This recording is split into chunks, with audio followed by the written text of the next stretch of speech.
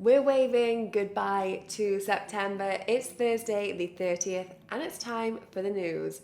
I'm your host Jessica, and with our news stories, make sure to stick around to hear some interesting crypto metrics that may surprise you. First, let's run through our headlines. The SEC isn't the only commission clamping down on crypto. The CFTC has charged a dozen cryptocurrency firms. Ripple aims to draw new users for XRP with the use of their $250 million NFT Creator Fund. And Europe is now the biggest world crypto market, but Bitcoin is not the most popular cryptocurrency for transactions, so stick around to find out what is. Well, jumping straight in, it's not the SEC that is in focus today. The Commodities Future Trading Commission announced on September the 29th that it's charged 12 firms for failing to register as merchants and 2 more for falsely claiming to register with the NFA. Now, these memberships with the NFA are required for virtually all firms registered with the CFTC. 2 firms that the CFTC alleged falsely claimed to be registered are Climax Capital FX and DigitalExchange24.com. So the question now is, are we going to see more regular clampdowns from the CFTC and the SEC? Well, the SEC recently announced it's hired the CFTC Commissioner for its General Counsel, who recently said he does not see how unlicensed DeFi markets are legal under the Commodities and Exchange Act. And on the CFTC front, in the past 3 months, they've fined 2 large exchanges, BitMEX Exchange $100 million to settle charges that it violated anti-money laundering rules, and the Kraken cryptocurrency exchange for failing to register as an FCM for margin asset trading violations.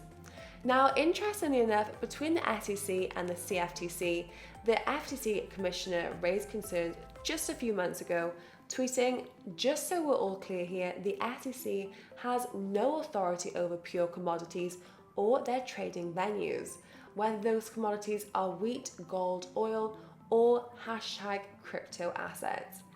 So time will tell if the CFTC continues a fairly aggressive stance on the cryptocurrency industry. Next up, Ripple is placing a pretty big bet that it can make the XRP Ledger a premier home for NFT creators, markets, and brands. A $250 million bet to be exact.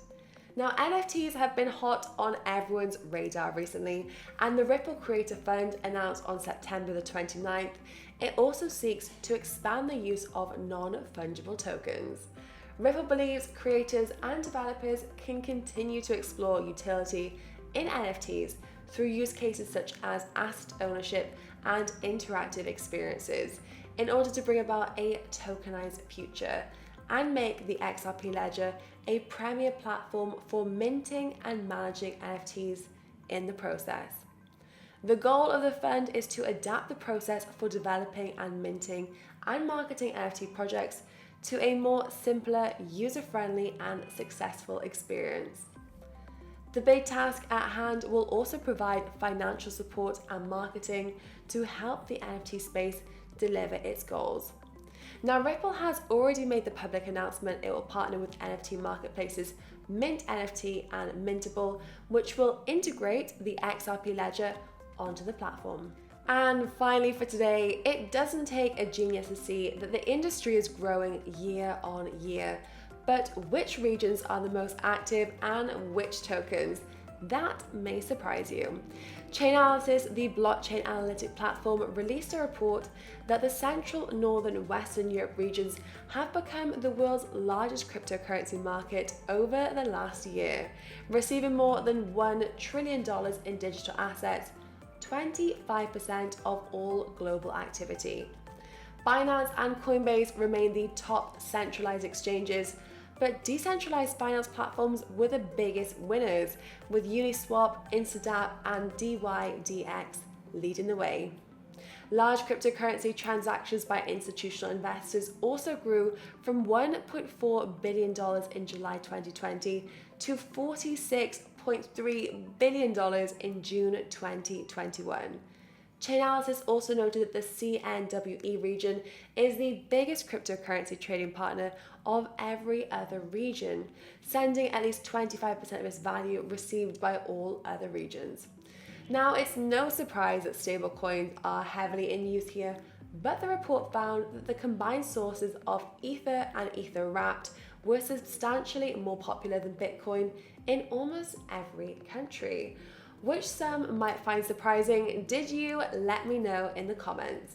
Well, that's all that I have for you today, but make sure to subscribe if you haven't already to not miss any more videos like this. And if you do have any questions about any of our news stories, or you just want to learn more about the wild world of crypto, make sure to ask Alex in the description box below.